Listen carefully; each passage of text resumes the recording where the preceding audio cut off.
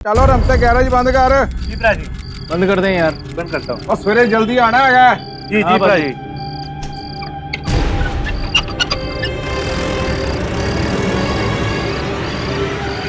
पापा जी, ये बैग किसका हैगा?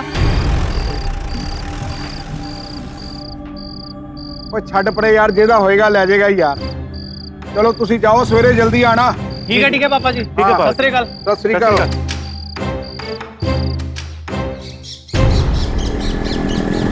ओए, सारे के सारे इधर ही खड़े हो या काम भी करोगे? और जाके सारे अंदर चलो और काम शुरू करो। अरे भरा जी जरा उधर तो देखिए। ओए, ये अभी इधर ही पड़ा है। पापा जी, मेरे को लगता है इसमें बम बम तो नहीं है। ओए, बम होता तो यार कभी का फट जाता है यार। और चल फिर भी देख लेते हैं यार जाके। अरे नहीं भरा जी, आप बैग के पास जाएंगे, बैग खोलेंगे, अगर बम फट गया तो? यार फिल्म थोड़ी जड़ा धूम धड़ाका हो जाएगा यार। पापा जी हम क्यों रिस्क लें? अरे नहीं भरा जी, ऐसा करते हैं, पुलिस को बुला लेते हैं। चलो ठीक है, पुलिस को बुला ही लेते हैं फोन करके। मुंबई शहर की एक चहल पहल भरी सड़क, और सड़क के ठीक बीचों बीच पाया गया एक काले रंग का सूटकेस। पूरा एक दिन बीत गया, सूटकेस वहीं के वहीं रहा। कोई अपना हक जताने नहीं आया इस सूटकेस पर। सभी लोग हैरान थे। आसपास के लोग इस सूटकेस को सवालिया नजरों से देख रहे थे। लोगों के मन में कई सवाल उमड़ कर आ रहे। किसका है ये सूटकेस? कौन इसे यहां छोड़कर गया है, खास करके सड़क के ठीक बीचों बीच? और सबसे अहम सवाल, क्या है इस सूटकेस में?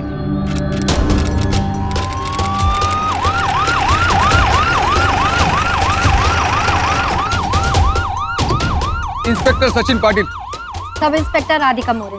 कुछ पता चला? हम लोग कई बार ट्राई कर चुके पर अब तक कुछ पता नहीं चला। इस बैग में बॉम्ब हो भी सकता है और नहीं भी। बेहतर होगा मैं ये बैग खोल के देखना पड़ेगा। और कोई तरीका नहीं है ऑफिसर? देखिए मैडम, जितना तरीका था हमने सारे अपना लिए, बस एक यही आखिरी रास्ता है। ठीक है, आप अपना काम कीजिए। हवलदार, सबको पीछे हटाओ। पीछे करो।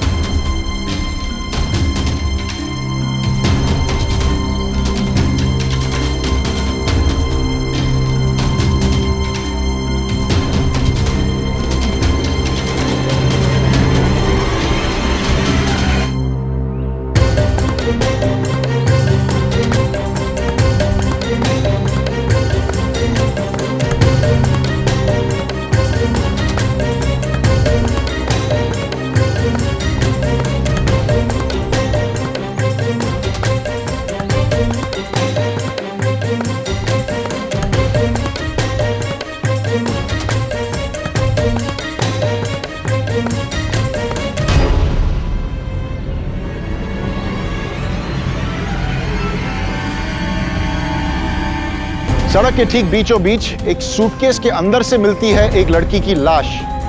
कौन थी ये लड़की? इसकी हत्या किसने की, क्यों की? और सबसे अहम सवाल, हत्या करने के बाद इस लड़की की लाश को सिर्फ एक चादर में लपेटकर सूटकेस में डालकर बीच सड़क में क्यों फेंका गया? अक्सर कातिल अपना जुर्म छुपाने के लिए लाश को किसी सुनसान जगह पर फेंक देता है, लेकिन यहां इस मामले में ऐसा क्यों नहीं किया गया? क्या हुआ था इस लड़की के साथ? क्या इसे अगवा किया गया था? क्या इस लड़की के साथ बलात्कार हुआ था, या फिर मामला कुछ और ही था? सवाल तो बहुत सारे थे, लेकिन जवाब किसी के पास नहीं। यहां तक कि कोई इस लड़की को पहचानता तक नहीं था, क्योंकि ना तो इस सूटकेस में, ना तो इस लड़की के शरीर पर कोई ऐसी निशानी थी जिससे इसकी पहचान की जा सके।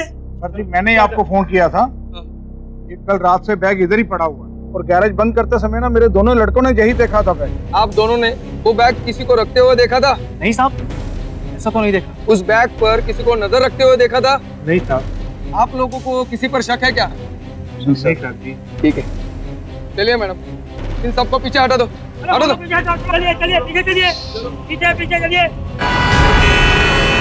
सर, कोई ऐसा जानबूझकर क्यों करेगा? अगर उस बैग को उसे छोड़ना ही होता तो वो ऐसी जगह छोड़ता है जहाँ किसी की इस पर नजर ना पड़े। क्यों बीच रास्ते में नहीं छोड़ता सर? यही पहेली तो हल करनी है मैडम। सर, यहाँ से थोड़ी दूर पे एक टोल नाका है। चलिए मैडम, टोल नाके से ही शुरुआत करते हैं। हाँ सर।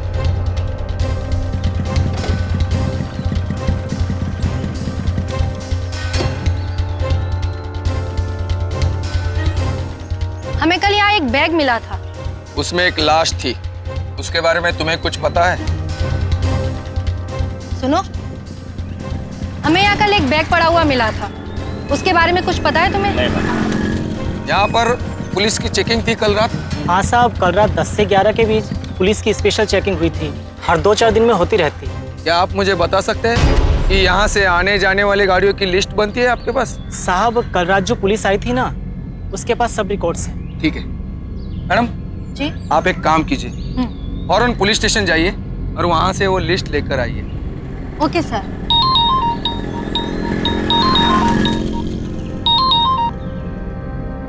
हाँ बोलो पंत जी। हाँ ठीक है, हाँ मैं निकलता हूँ अभी। ओके।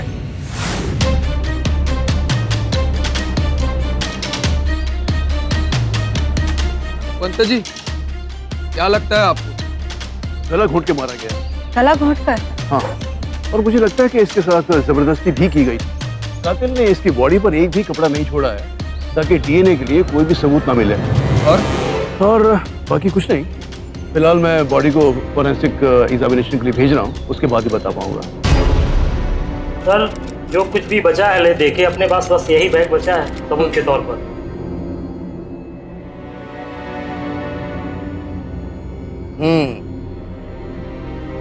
उस सूटकेस वाले को बुलाया? जी सर, बुलाया है, बस आता ही होगा। सर वो आ गया। बस ये रहा सूटकेस। इसे देखकर जरा कुछ बता सकते हैं आप?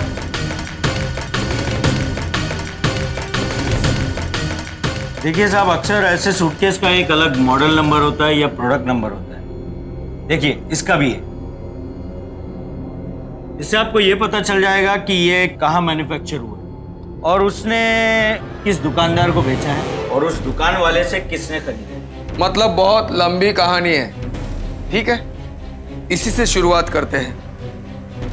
वो सूटकेस के मॉडल नंबर की मदद से पाटिल और मोरे उस फैक्ट्री तक पहुंचे जहां वो सूटकेस बनाया गया और वहां से उन्हें उस दुकान का पता मिला जहां से वो सूटकेस बेचा गया था और आखिर उस दुकान से उन्हें सूटकेस खरीदने वाले ग्राहक का नाम भी मिल गया। हाँ सर, मिल गया। ये बैग 2006 में किसी मनवानी ने खरीदा था। यहाँ पे उनका मोबाइल नंबर भी है।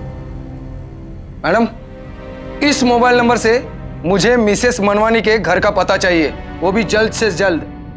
Yes sir. मनवानी।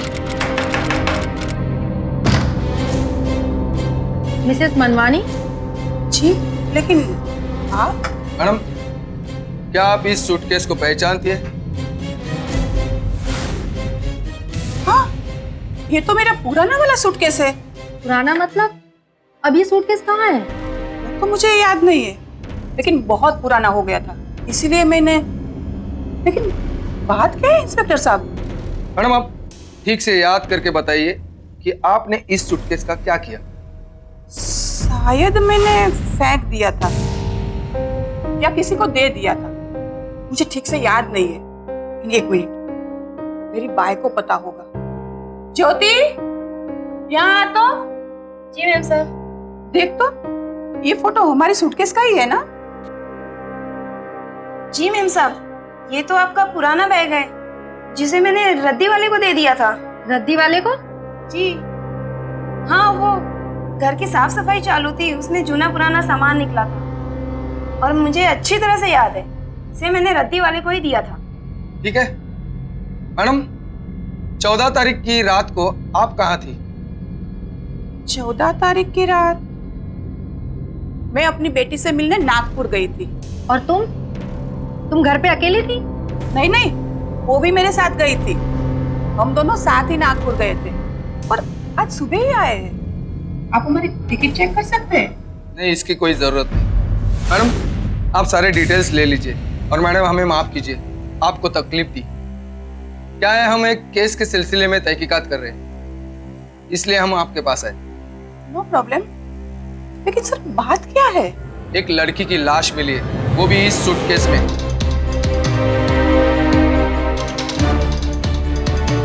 आपका मतलब? जी हाँ, आप एक बात बताओ, क्या तुम पक्का बता सकती हो कि ये सूटकेस तुमने रद्दी वाले को ही दिया है? जी जी साहब, मुझे अच्छी तरह से याद है। आपको चाहिए तो मैं उस रद्दी वाले के दुकान का एड्रेस देती हूँ। ठीक है। बिरजू, कल रात तुम कहाँ थे? साहब मैं बस्ती में ही था, अपने दोस्त की शादी में गया हुआ था। इसका कोई सबूत है? क्या बात कर रहे हैं साहब, मैं पूरे टाइम बस्ती में ही था। आप चाहें जाकर बस्ती वालों से पूछ सकते हैं। मैडम, जरा बस्ती में पूछताछ कीजिए। Okay sir. ये फोटो देख के बताओ, ये बैग तुमने किसको बेचा था? कुछ याद आ रहा है? हाँ साहब, एक मिनट। उस दिन एक आदमी आया था साहब, और उसके हाथों में, नाखूनों में रंग लगा हुआ था साहब। मैंने सोचा साहब, ऐसा वो कौन सा काम करता होगा जिससे उसके हाथ रंग गए साहब। बस इतना ही याद है साहब। सर, पंजी का फोन आया था, वो हमें कुछ दिखाना चाहते हैं। फौरन लेबोरेटरी बुलाया है। ठीक है। ये खून कल शाम को 6 और 7 के बीच में हुआ था। और उस वक्त मिसेस मनवानी अपनी बाई के साथ नागपुर गई थी। बिरजू अपनी दोस्त की शादी में गया था। इसका मतलब ये काम इन तीनों का नहीं हो सकता सर। वेल, एक चीज है जो मुझे मिली है, उसे शायद आप सबूत भी कह सकते हैं। मैं दिखाता हूं आपको। ये देखिए, ये तो सीक्वेंस है जो ज्यादातर महिलाओं के कपड़ों में डेकोरेशन के लिए इस्तेमाल किया जाता है। और यही सीक्वेंस इसके गर्दन में अंदर तक धंसे हुए थे। आप कहना क्या चाहते हो? जिस भी कपड़े से इसकी गला घोट के मौत हुई है, उस कपड़े पर सीक्वेंस लगे थे। वो दुपट्टा या कोई कपड़ा हो सकता है, और वो इसी का था। ये आप कैसे कह सकते हैं? वो मारने वाले का भी तो हो सकता है। हाँ, ऐसे तो हजारों दुपट्टे होंगे जिस पर ऐसा वर्क होता है। हो सकता है। और हाँ, एक और चीज, इनके शरीर पर सिजेरियन ऑपरेशन के निशान है। Caesarean operation? जी हाँ, सिजेरियन ऑपरेशन। ये औरत मां थी। सर, एक एक करके सारी गाड़ियों की लिस्ट चेक हो रही है। 1000 से भी ज्यादा गाड़ियां हैं, इसमें थोड़ा वक्त लगेगा। मैडम, आपने न्यूज़पेपर में उस लड़की के बारे में खबर दी थी? जी सर। तो कोई आया बॉडी क्लेम करने को? नहीं सर, अभी तक तो कोई बॉडी क्लेम करने नहीं आया है। हर गुजरते पल के साथ पुलिस की मुश्किलें बढ़ती जा रही थी। कहीं से भी कोई पुख्ता सबूत नहीं मिल पाया था। सुराग तो कई मिले थे, लेकिन हर कोशिश, हर कदम बीच रास्ते में ही दम तोड़ देती थी। एक वो इंसान जिसकी नाखूनों पर रंग लगा हुआ है, और अब एक ऐसा सीक्वेंस जो शहर में कहीं से भी हो सकता है। लेकिन दोस्तों, कभी कभी हमारी कोशिशों से ज्यादा काम कर जाता है इत्तेफाक। और वो इत्तेफाक नहीं होता अगर उस दिन इंस्पेक्टर पाटिल अपनी पत्नी के साथ बाजार नहीं जाते।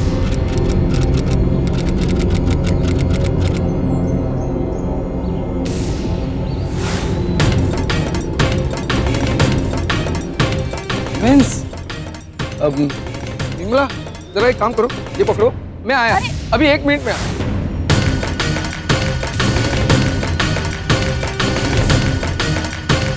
Madam madam madam madam excuse me, 1 minute. मैं हूँ inspector Patil. Inspector Patil. Inspector Patil? वो मैंने कुछ नहीं किया, मैं तो बस यहाँ पर। ये आप देखिए, हो कौन? आप डरिए मत। मुझे सिर्फ इतना बता दीजिए कि ये दुपट्टा आपने कहाँ से खरीदा? वो मैंने क्राफर्ड मार्केट से लाया था। क्या आप मुझे पता लिख के दे सकती है? हाँ please. Thank you madam.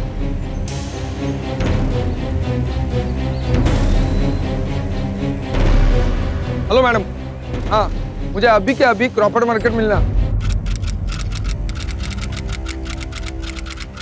Sir, वो वहाँ उस तरफ एक शॉप है।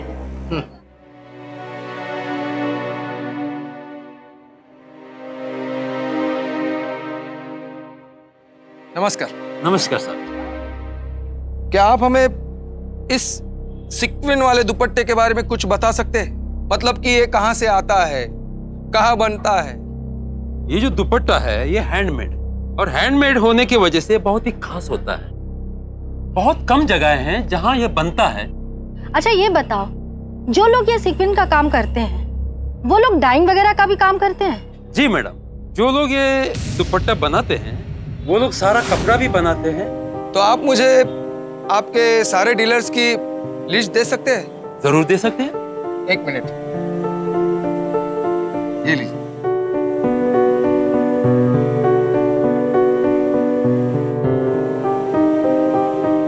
इतनी मुश्किलों के बाद आखिरकार इंस्पेक्टर पाटिल को एक सुराग मिला था। उन्हें ठीक वही सीक्वेंस मिला जो उस लड़की की लाश पर मिला था। एकाएक पुलिस महकमे में एक नई उम्मीद थी। हालांकि इस एक सबूत के बल पर पूरी गुत्थी को सुलझाना बेहद मुश्किल था, लेकिन फिर भी इंस्पेक्टर पाटिल का संकल्प अटूट था। कम से कम धीरे धीरे ही सही, लेकिन केस की कड़ियां जुड़ तो रही थी। अब इंस्पेक्टर पाटिल का अंदाजा था कि वो सूटकेस किसी डाई करने वाले आदमी का था, लेकिन इन हजारों डाई करने वालों में से वो एक आदमी कौन था? अब रास्ता बन रहा था और इंस्पेक्टर पाटिल और सब इंस्पेक्टर मोरे इस पूरे मामले की जड़ तक पहुंचना चाहते थे।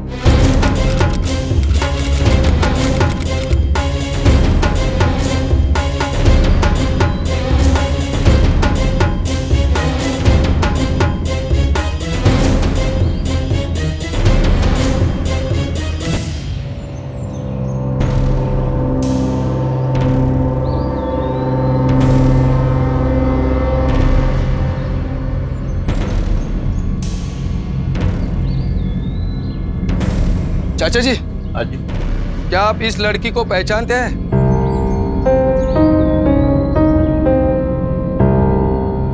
क्या तुम इस लड़की को पहचानती हो?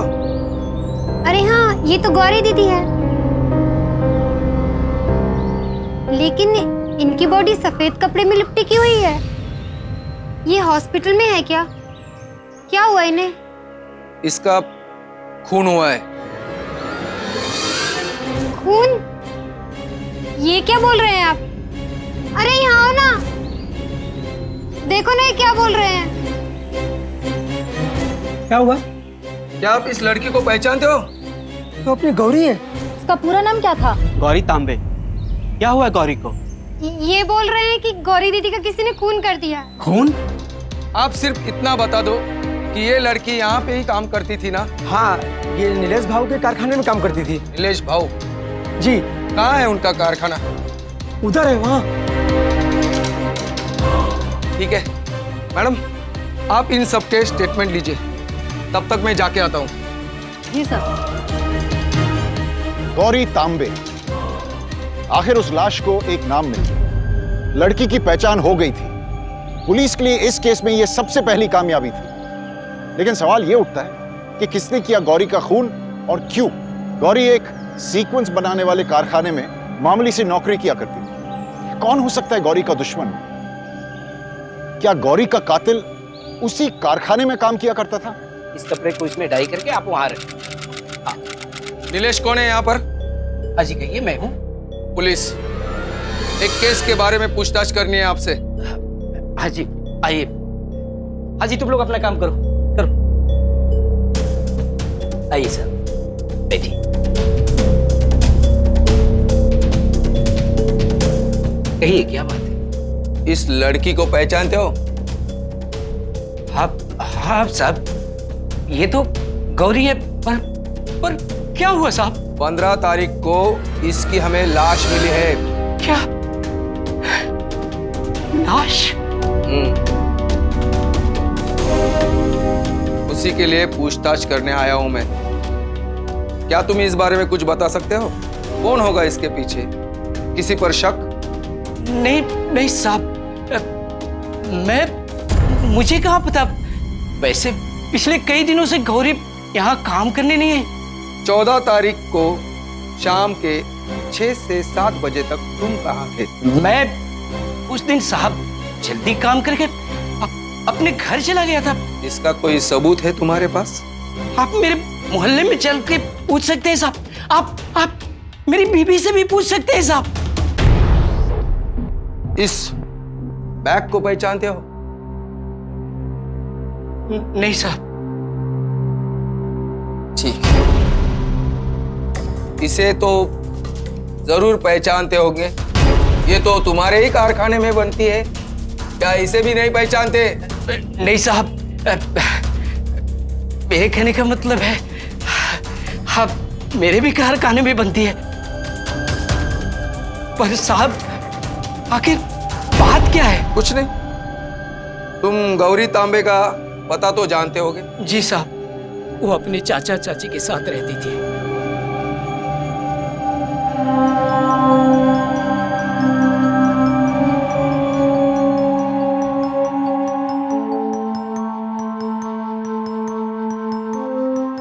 ये लीजिए साहब। आखिर गौरी की मौत कैसे हुई?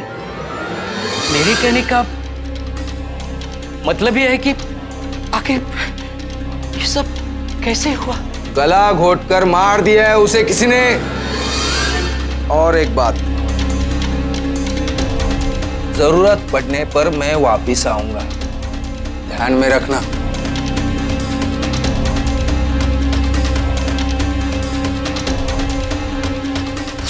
तुम दोनों को अंदर करने के लिए तो इतना ही काफी है कि तुमने एक 9 साल के बच्चे को बड़ी बेरहमी से पीटा है।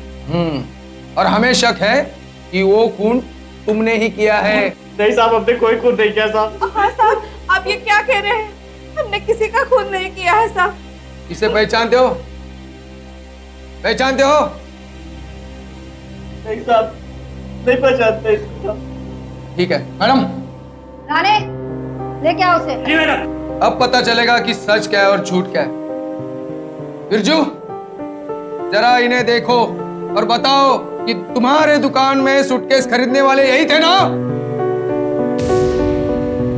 नहीं साहब, ये तो नहीं था साहब। हम तो आपसे पहले से ही कह रहे थे साहब, हम झूठ नहीं बोल रहे साहब। हम भला किसी को क्यों मारेंगे साहब? साहब हमें जाने दो ना साहब। तो फिर इस लड़की का खून किसने किया? किसने किया इस लड़की का खून? साहब हमारा विश्वास करो, इसके बारे में हमें कुछ नहीं पता। इसने तो खुद अपने सर पे आफत मोल ली थी। एक न एक दिन ये तो होना ही था मेम साहब। क्या मतलब है तुम्हारा? मतलब इसका किसी शादीशुदा आदमी के साथ चक्कर चल रहा था। इसकी चाल चलन ठीक नहीं थी मेम साहब। तो तुम ये कहना चाहती हो कि इसका खून उस आदमी ने किया है? नहीं मेम साहब, तो उसके बारे में मुझे कुछ नहीं मालूम। मुझे बस इतना पता है कि हमने किसी को नहीं मारा। हाँ मेम साहब। इस लड़की के गायब होने के बाद भी आप दोनों ने पुलिस स्टेशन में कंप्लेंट नहीं लिखवाई, क्यों? साहब हमको लगा कि वो उसी आदमी के साथ गई होगी। मेम साहब, वो पहले भी 2-3 बार उस आदमी के साथ जा चुकी है। वो साहब अपने बच्चे को हमारे पास छोड़ के भी गई है साहब। साहब हमें लगा कि साहब इस बार भी ऐसा ही कुछ हुआ है। और आप ही बताइए ना मेम साहब, लिखवाते तो क्या रिपोर्ट लिखवाते? लेकिन तुम्हें थोड़ी बहुत कोशिश तो करनी चाहिए थी उसका पता लगाने की।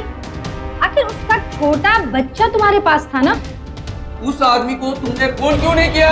क्या था साहब, क्या था? वो गौरी का फोन नहीं लग रहा था ना, तो मैंने उसको फोन किया था। परसों की बात है मेम साहब, मैं वहाँ गया भी था उसके पास। उसको जाके मैंने पूछा भी कि गौरी कहाँ है, तो मुझे बोला कि उसको खुद नहीं पता है कि गौरी कहाँ है। नाम क्या है उस आदमी का? कौन है वो आदमी? उसका सेठ है ना, नीलेश भाऊ। नीलेश भाऊ? नीलेश, समझ गए ना? नीलेश रुको, हवालदार पकड़ो उसे। नीलेश गायकवाड़ उस सूटकेस का मालिक है। गौरी तांबे उसी की कारखाने में काम किया करती थी। दोनों के बीच काफी समय से अफेयर चल रहा था। अब हो सकता है कि दोनों के बीच किसी तरह की अनबन हुई हो। शायद गौरी ने शादी की जिद की हो, और चूंकि नीलेश पहले से ही शादीशुदा था, उसने गौरी का कत्ल कर दिया हो। पुलिस को यह केस बहुत ही साफ और सपाट लग रहा था। उन्हें यकीन था कि उन्होंने सही कातिल को ढूंढ निकाला है।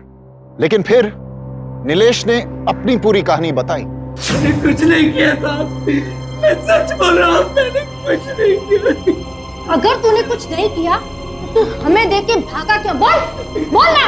मैं आप लोगों को देखकर बहुत डर गया था। मुझे ऐसा लगा कि अगर आप लोगों को पता चल गया कि मैं शादीशुदा होकर भी गौरी के साथ मेरा चक्कर चल रहा था, तो आप लोग मुझे गिरफ्तार कर लेंगे। इसलिए मैंने आप लोगों को सच नहीं बताया। और तुझे लगा कि तू खून करके आसानी से भाग जाएगा? मैंने गौरी का खून नहीं किया है, मैं सच बोल रहा हूँ, मैंने उसे नहीं मारा। अगर और एक बार भी तूने झूठ बोला ना तो तुझे सारी जिंदगी यहाँ सड़ा दूंगा मैं। ये मेरा वादा है तुझसे। साहब मैं सच बोल रहा हूँ, मैं गौरी को क्यों मारूंगा? मैं और गौरी एक दूसरे से बहुत प्यार करते थे। हाँ सुहाना, बोलो क्या काम है? नीलेश बाबू, ये गौरी दीदी है, हमारी चौल के बाजू में ही रहती है। ये सिलाई बहुत अच्छा करती है, इन्हें कोई काम दे दो ना, ये काम बहुत अच्छा करेंगी।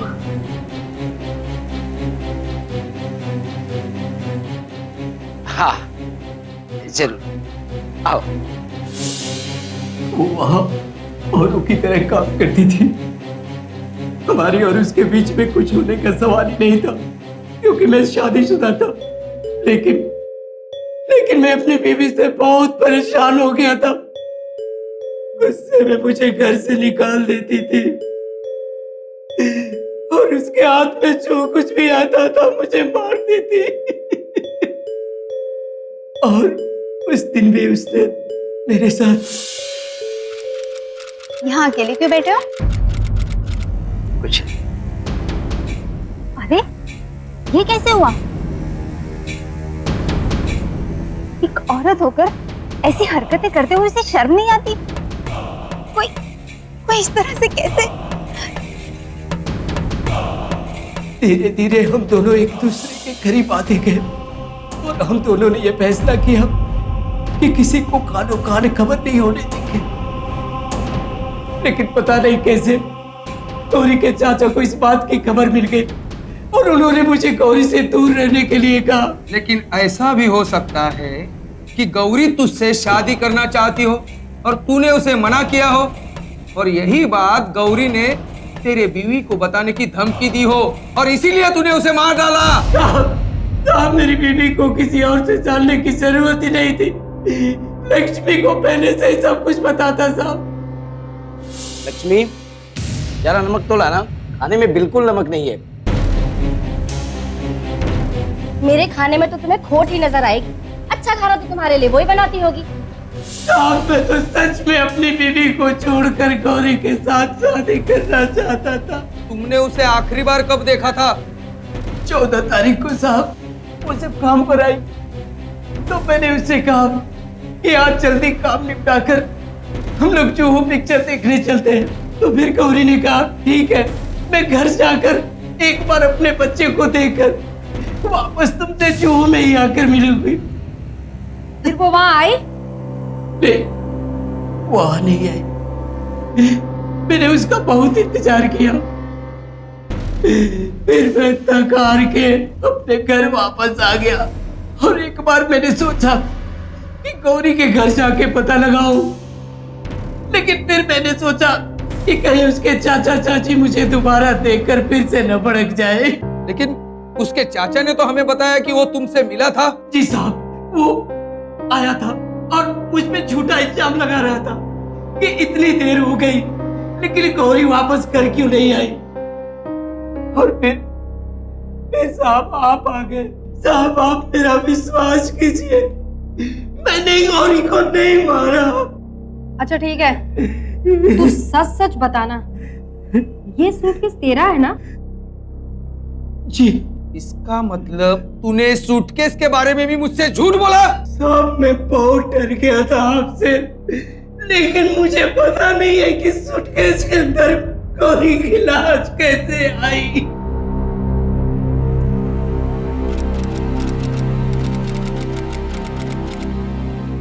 मैडम, पंत जी से आपकी कुछ बात हुई? कुछ ज्यादा नहीं सर, बस उन्होंने हमें फॉरेंसिक लैब बुलाया है। उम्मीद करो कि उनके पास कोई सबूत मिले। नहीं तो अब तक तो हम हवा में ही तीर चला रहे थे। एक नीलेश है जिस पर शक किया जा सकता है। सर, नीलेश पर भी शक करने की कोई वजह नहीं है। वो उस लड़के से बहुत प्यार करता था और लोगों ने भी हमें यही बताया। फिर अचानक वो उस लड़की का खून क्यों करेगा? मैं भी यही सोच रहा था, लेकिन वो सूटकेस तो नीलेश के घर में ही मिला। अगर नीलेश ने उस लड़की को नहीं मारा तो वो लाश उस सूटकेस में कैसे आई? सिर्फ दो ही आदमी हैं जो नीलेश के घर के सामान को इस्तेमाल कर सकते हैं। एक तो वो खुद नीलेश और दूसरी उसकी बीवी। और सर, उसकी बीवी के पास तो वजह भी थी खून करने की। बहुत बड़ी वजह थी। देखते हैं पंत जी हमें कुछ मदद करें। जी सर। चलिए। मेरे पास जब ये सूटकेस टेस्ट के लिए आया तो मुझे ये यहाँ आप देख रहे हैं, मुझे ये नॉर्मल धूल मिट्टी लगी, लेकिन केमिकल कंपोजिशन टेस्ट से मालूम पड़ा कि ये टेरोकार्पस सेंटोलाइनस है। वो क्या होता है? इसे आम भाषा में कहें तो रेड सैंडलवुड यानी रक्त चंदन है। लेकिन वो तो बहुत कम जगह पर मिलता है। बहुत कम जगह नहीं, हिंदुस्तान में सिर्फ एक ही जगह मिलता है, चित्तौड़गढ़ में, जो आंध्र प्रदेश में है। इसका मतलब ये बैग जिस गाड़ी में रखा गया होगा उसमें रक्त चंदन की लकड़ियां ट्रांसपोर्ट होती है। इसका मतलब हम ये पता लगा लें कि हाल ही में कौन कौन सी ट्रक, टेम्पो, गाड़ियां रक्त चंदन की लकड़ियां लेकर महाराष्ट्र आई हैं, तो हम उस तक पहुंच सकते हैं सर। मैडम आप एक काम कीजिए, राणे को फोन करके बोल दीजिए। Okay sir. ऐसे कैसे कोई भी इंस्पेक्टर आके मेरे पति को अंदर बंद कर सकता है? मजाक समझ रखा है क्या तुम लोगों ने? अब भी मेरे पति को बाहर करो, वरना ठीक नहीं होगा। कहाँ है वो तेरा इंस्पेक्टर? क्या लगती निकाल उसे बाहर। वो कट में ही पब्लिक को अंदर कर रहा है वो, है? जाके बोल उसे। क्या चल रहा है? चले क्या चल रहा है? क्या चल रहा है? ये देखो, ये तुम्हारा अड्डा नहीं है जहाँ तुम हल्ला मचाओ। ये मेरा पुलिस स्टेशन है, पुलिस स्टेशन, समझा? इंस्पेक्टर देख, अभी अपन के भाई को टॉर्चर करने के लिए ना अपन तेरी कंप्लेंट करेंगे। मेरी कंप्लेंट तू बाद में करना। अगर तुम लोग अभी यहाँ से बाहर नहीं निकले ना तो सबको अंदर डाल के फोड़ दूंगा। चलो निकलो बाहर। मैं कहीं नहीं जाने वाली। मेरे पति ने क्या किया वो मुझे बता। तो हम वैसे भी नहीं जाने देंगे। कौन से बाहर? इसे डाल अंदर। अरे मेरे सबको बाहर निकालो। चल चल। अरे पहले मेरे पति को धर दिया, अब मुझे। मैंने किया क्या? मैंने छोड़ो मुझे। अरे जाने तो मुझे। जाने देंगे। अरे मुझे पकड़ के कोई रखा। चुप बैठो, बंद करो ये नाटक। देखो साहब, हम गरीब लोग हैं, तो इस तरह डांट डपट के आप क्या हमें डरा लोगे? ये देखो, तुम्हारा पति बिल्कुल बचने वाला नहीं है, क्योंकि वही आदमी है जो गौरी को आखिरी बार मिला था। मेरा पति बेकसूर है। और मैडम, वो बेकसूर है ये मैं जानती हूँ। मेरा पति बहुत सीधा है। जितनी भोली तू बन रही है ना, उतनी भोली तू है नहीं। खासकर जब तुझे पता चला होगा कि तेरा आदमी उस गौरी के साथ शादी करने वाला है, तो तेरे मन में जरूर कुछ ना कुछ तो आया ही होगा, समझी? देखो मैडम, मुझे कभी नहीं लगा कि मेरा पति मुझे छोड़ देगा। ये बात तुम्हारे पति ने ही बताई है कि वो तुम्हें छोड़ने वाला था।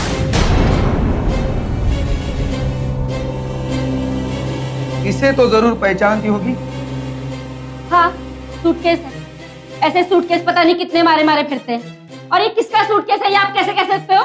लेकिन हमें पता है कि ये सूटकेस तेरा ही है। हमने सब जगह से पता करवा लिया है। कोई सबूत है आपके पास मेरे खिलाफ तो लाके दिखाओ। सबूत तो हम तुझे जरूर देंगे, समझी? तो ठीक है, सबूत लेके आओ। उस गाड़ी का कुछ पता चला? नहीं सर, शिंदे और राणे उस सैंडलवुड के ट्रक और टेम्पो का पता लगा रहे हैं। कल तक शायद कुछ पता चल जाएगा। मैडम, मुझे जल्द से जल्द उस गाड़ी के बारे में खबर चाहिए, नहीं तो मुझे उस मियाँ बीवी को छोड़ना पड़ेगा। ओके सर, मैं खुद जाकर पता लगाती हूँ।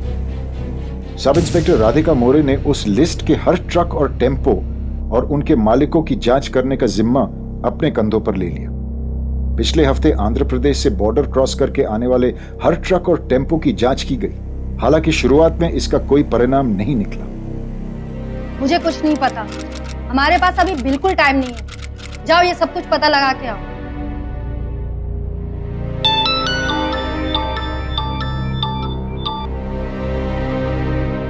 क्या? हाँ, ठीक है। मैं 15 मिनट में पहुंचती हूँ। अच्छा, तुम उस पे कड़ी नजर रखना, वो वहां से निकलने ना पाए।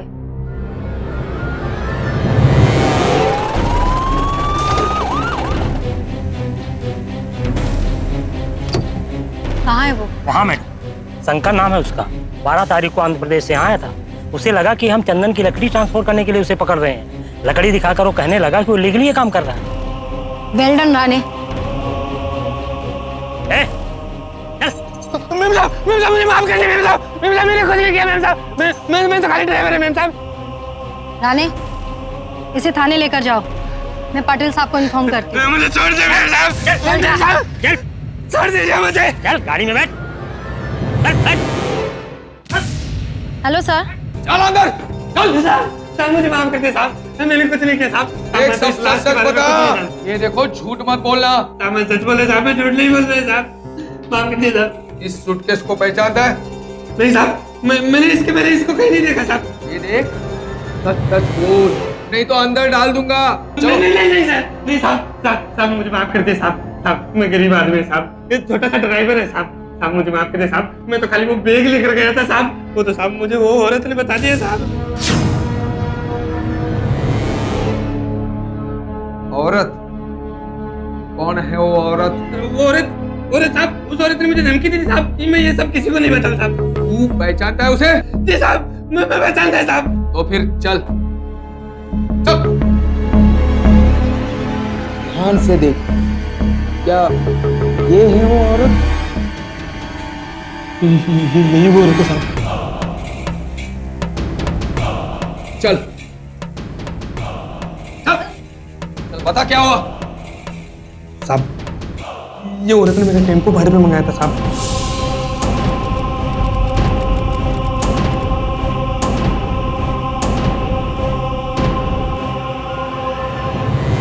एक बैग नहीं उठाया जाता तुमसे।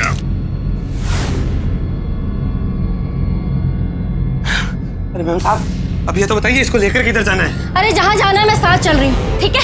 आप साथ जा रही हैं? हाँ। मुझे बहुत अजीब लगा साहब ये सुन के कि वो मेरे साथ चलेगी। और जैसे जैसे वो बोलती गई मैं चलता गया साहब। पर साहब जैसे टोल नाका आया उसने मुझे अचानक से रुकने को कहा। रुको रुको रुको रुको, वापस चलो। लेकिन मैडम यहाँ से तो यूटर्न भी नहीं है, अचानक से क्या हुआ आपको? देखो उस सूटकेस में लाश है। लाश? हाँ, और आगे पुलिस की नाकाबंदी।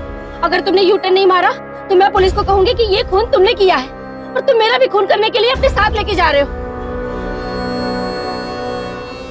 सोच के रहे हो, जल्दी वापस चलो। चलो अब मैं बहुत डर गया था साहब। गरीब आदमी है ना साहब। अब मैं इन सब लपड़े में नहीं पड़ना चाहता साहब। टोल नाके से तू बच गया, लेकिन मेरे हाथों से बचना है तो मैं तुम्हें सिर्फ एक मौका देता हूँ। जी साहब जैसा आप बोलेंगे मैं करेगा साहब। बस साहब मुझे इस लपड़े से निकाल दे साहब। हम निकाल दे साहब। मैडम बुलाइए उसे। मैडम मैं घर जाऊं क्या? लक्ष्मी चल, मैं दिखाती हूँ तुझे, चल।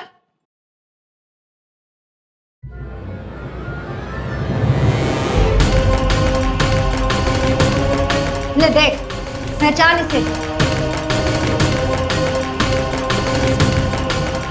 इसे देखता तो तुझे सब कुछ याद आ गया होगा ना? मैं और नीलेश लड़ते झगड़ते थे साथ, लेकिन नीलेश ने कभी मुझे धोखा नहीं दिया। और जब से वो गौरी उसकी जिंदगी में आई सब कुछ खराब करके रख दी। मेरी पूरी दुनिया ही बदल गई और मैंने उन दोनों को एक बार रंगे हाथों पकड़ा था साहब।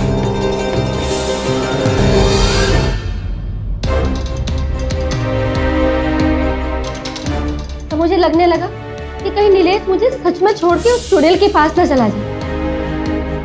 मैं बहुत डर गई थी। मैं बस बहुत हो गया।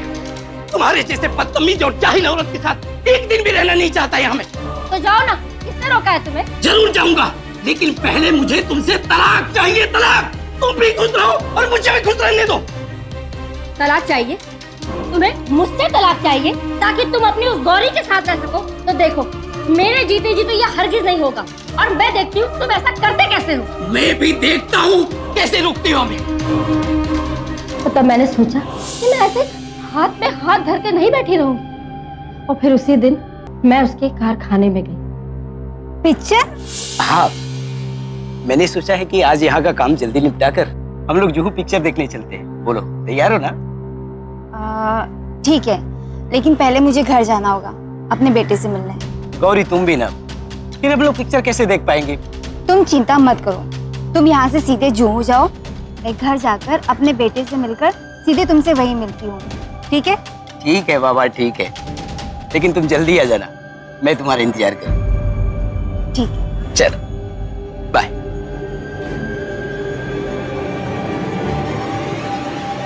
गौरी, तुम? मुझे तुमसे कुछ बात करनी है। मुझे तुमसे कोई बात नहीं करनी है। देखो गौरी, ऐसा मत कहो, एक बार मेरे साथ तो चलो, मुझे तुमसे बहुत जरूरी बात करनी है। देखो ना मत कहना। ये क्या कर रही हो लक्ष्मी? गौरी, तुम्हें जितना भी चाहिए, जो भी चाहिए, सब तुम रख लो, मुझे सब कुछ नहीं चाहिए। मेरा पति मुझे वापस कर दो गौरी, भगवान के लिए उसे छोड़। देखो लक्ष्मी, ये सब करने का कोई फायदा नहीं है। ये गहने, ये पैसे, ये सब तुम अपने ही पास रखो और मेरे और नीलेश के बीच में आने की कोशिश मत करो, क्योंकि मैं और नीलेश एक दूसरे से बहुत प्यार करते हैं और बहुत जल्दी हम दोनों शादी भी करने वाले हैं।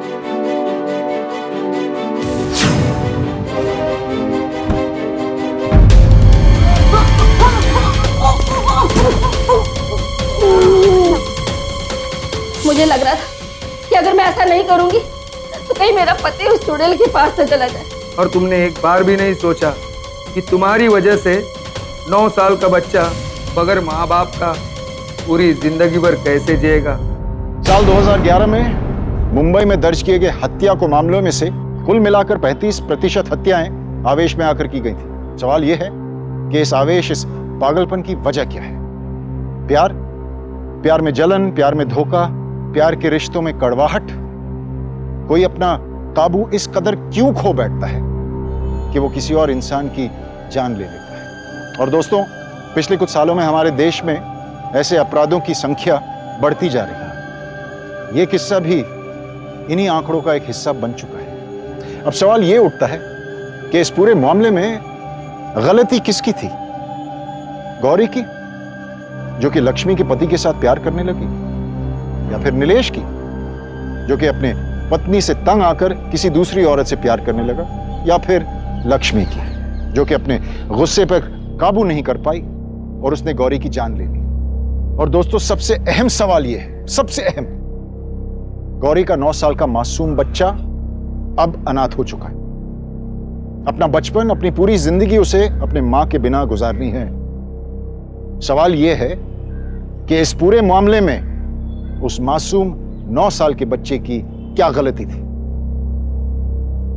ऐसी एक सच्ची घटना लेकर कल फिर मुलाकात होगी। तब तक खुश रहिए, सुरक्षित रहिए। सावधान इंडिया, इंडिया फाइट बैक। नमस्कार।